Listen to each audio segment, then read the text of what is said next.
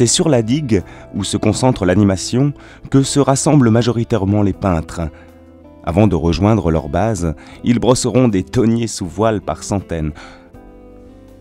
La colonie d'artistes de l'été s'est égaillée aux 4 vents, écrit Fromuth dans l'un de ses carnets datés du 12 novembre 1913. Ils sont nombreux à être repartis à Paris. D'autres m'envoient des cartes venant d'Espagne, d'Allemagne, de Guernesey, de Saint-Yves, New York, Cincinnati ou Anvers. D'autres encore ont pris avec grand regret le chemin du retour après de longues années d'absence. Nouvelle-Zélande, Angleterre, Canada, Australie. Nous sommes arrivés le 4 février. Oui. Mais nous sommes arrivés avec un très beau temps, nous sommes descendus là, nous sommes arrivés à midi, vous savez, avec les petits trains là, oui. nous étions à Lorient d'abord, et puis nous étions emballés tout de suite. Oui. Oh, ça nous a plu, ça nous a plu. Après la crise et son cortège de misère, la vie renaît sur le port. La pêche est revenue au temps de sa gloire d'autrefois, note Fromuth. La sardine est de retour après 12 ans d'absence. L'agitation est à son comble depuis quelques semaines. Le thon est si abondant que le cours a chuté des 2 tiers.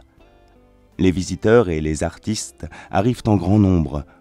De vieux amis à moi, venus de différentes parties du monde, sont là. Et à cette époque-là, Concarneau était un pays splendide, son port magnifique.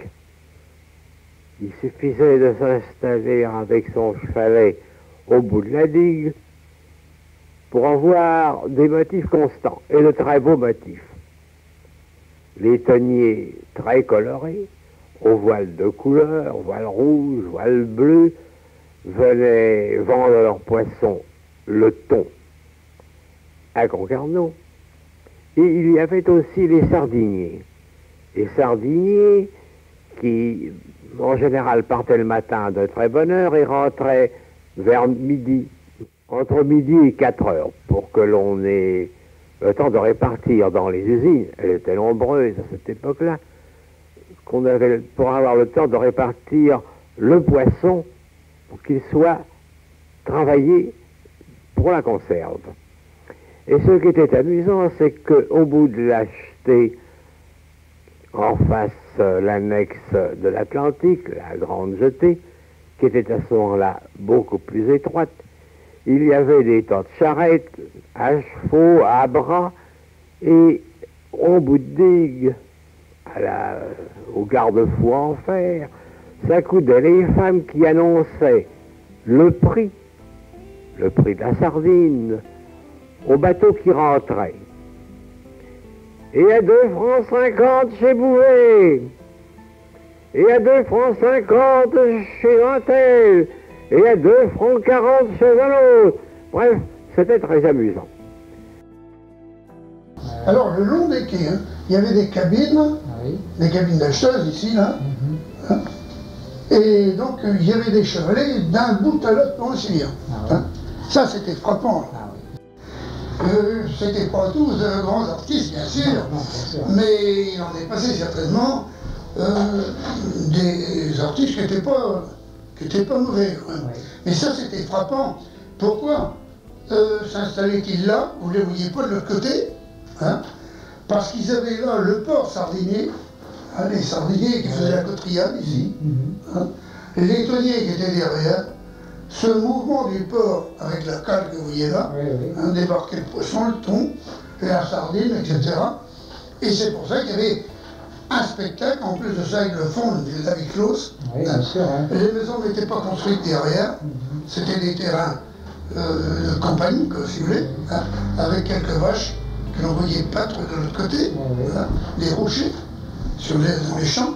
Il y avait tout ce qu'il fallait pour faire vraiment... Ils avaient le fond et puis ils avaient le premier plan. Et quelque chose qui changeait de couleur, comme la mer change de couleur à chaque instant. Il y a un nuage qui passe, ça y est, pas. C'est fini.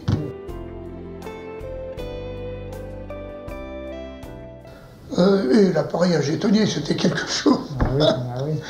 Il n'y avait pas de moteur, il n'y avait pas de remorqueur, il n'y avait rien du tout. hein, ils étaient là au milieu du port les uns sur les autres, sur des béquilles bien sûr, parce que le port n'était pas creusé comme il est, hein, donc ils échouaient, ils étaient les uns sur les autres, et quand il fallait appareiller, ils avaient une touline, c'est-à-dire un cordage, quoi, qu'ils amarraient sur le bout de la digue, là, la bite est toujours là, hein, et le virotreuil, tac, tac, tac, tac, tac, tac, tac, tac, ils arrivaient tout doucement, les sardiniers rentraient à ce moment-là, alors ils empêchaient les sardines de passer avec leur touline, alors là, la touline nous je coupe, disaient les sardiniers avec la hache, comme à l'abordage, quoi. Alors donc, par conséquent, ils mettaient du mou un peu, et inutile de vous dire qu'ils avaient un bon coup dans la pipe quand ils appareillaient, hein, les pauvres diables. Alors quand ils appareillaient, ils avaient donc perdu pas mal de temps pour laisser passer un ou deux sardiniers, et alors ils remettaient ça, quoi. Et quand ils arrivaient sur le bout de la digue, il fallait quand même qu'ils soient prêts à appareiller tout de suite. C'est-à-dire qu'ils prennent le vent. Alors il fallait donc que le bout de dehors, ce qu'on appelle le bout de dehors, vous voyez un peu ce que je veux dire. Hein, ici dans le port, il était relevé. Pourquoi? Parce qu'ils étaient les uns sur les autres. Donc ils le baissaient. Alors ils le mettaient. Et alors, il y avait un bec de gaz. À cette époque-là, il n'y avait pas d'électricité. Au bout de la digue. En manœuvrant pour le bec de gaz, il était foutu en l'air tous les jours.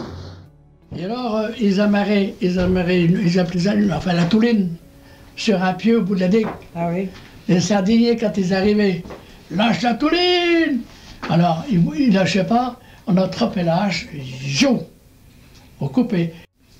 Ils prenaient le nom du bras, et il fallait voir les batailles qu'il y avait après. On sentait le couteau au pitou, hein. Alors nous, les gosses, on était tout autour, tout au rang, là. Mais dès qu'on sentait le couteau, oh, ils étaient des sauvages, hein. Des crésillons, on avait peur d'eux. La ville close, ça fait partie de Concarneau, bien entendu, mais on est un peu obsédé, quelquefois, par la ville close. Hein, vous ne trouvez pas? Mais enfin, ça y est, il y a des gens qui l'ont tout de même très bien traité, y compris, et surtout Fromout, avec certains effets de neige sur la ville close. C'est un poète, comprenez-vous, c'est un peintre qui a autre chose il a autre chose que sa main pour peindre.